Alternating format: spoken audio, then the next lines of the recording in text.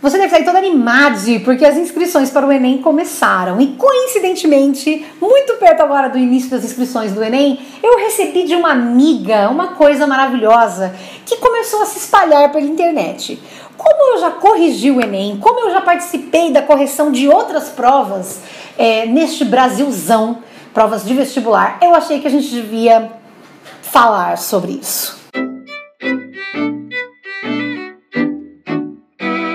O que andou aparecendo por aí pelas timelines da vida e muito compartilhadas é que os corretores de redação analisam perfis de alunos que prestam a prova do Enem para verificar ali a orientação ideológica e política dos candidatos. E que veja, isso pode acontecer, por quê? Porque aí o corretor vai lá e dá aquela zerada na redação do candidato que tem uma posição ideológica que, sei lá, entendeu? Não seja legal. Então aquele que não interessa, e aí eles acabam colocando um cara que tem mais a ver com uma linha, digamos, mais de esquerda, não é mesmo? Então, a ideia, inclusive, desse post que foi feito é que a pessoa que tem interesse em passar no vestibular deveria automaticamente tirar o seu sobrenome, por exemplo, do Face, para que ele não seja rastreado.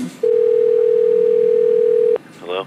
Quando a gente faz esse tipo de julgamento, de avaliação, a gente tem que pensar assim, minha gente, é mesmo, né? Você veja aí, as universidades federais são esse antro da ditadura comunista gaysista feminazi. Então a gente tem que realmente tomar cuidado porque são esses espaços, não é mesmo? Olha, pode olhar para todos os estados federativos deste Brasil.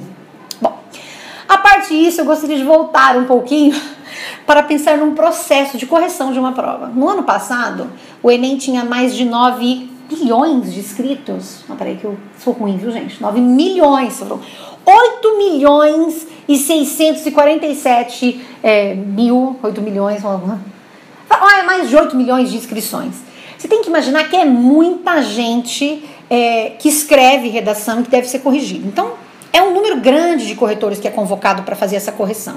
E, na verdade, essas pessoas são chamadas a fazer um treinamento. Quando você corrige um vestibular ou o Enem, você faz um treinamento para fazer essa correção.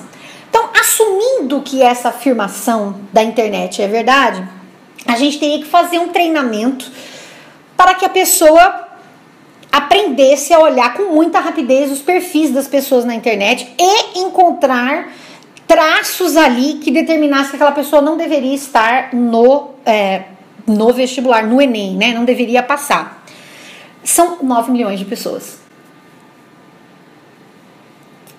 Queria te mostrar que isso é muito fácil de fazer.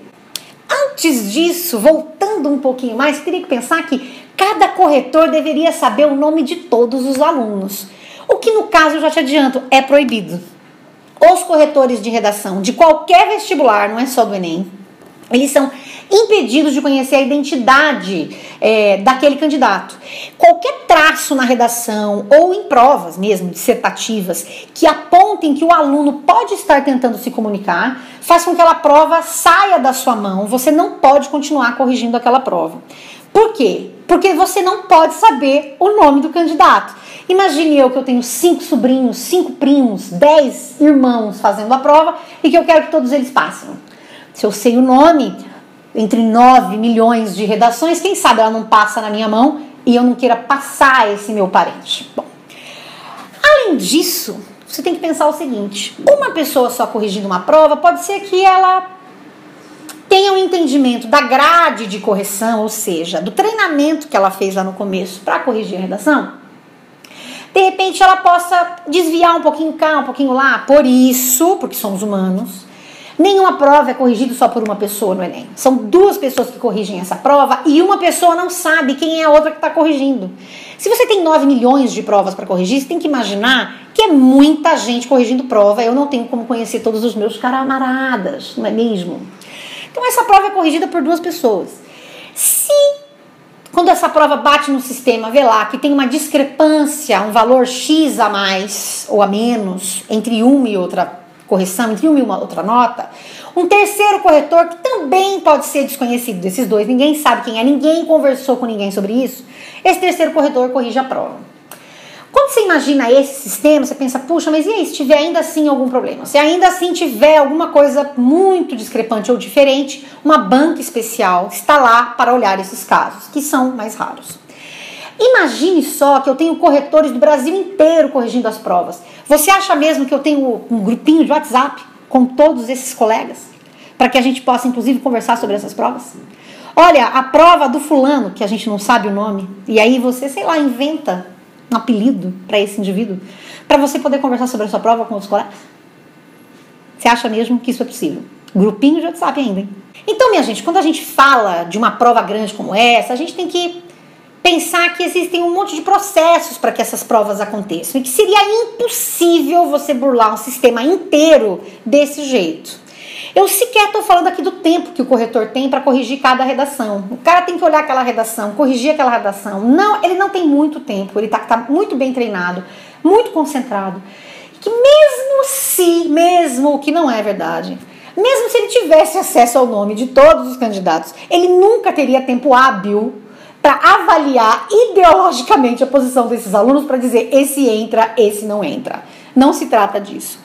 E para você que tem dúvidas para entender como é que o processo funciona, eu te convido para entrar no site do próprio Enem. Olha, eu não estou sendo paga por ninguém não, gente, isso não é um jabá. Mas é que eu sou professora de redação e eu já corrigi muita redação.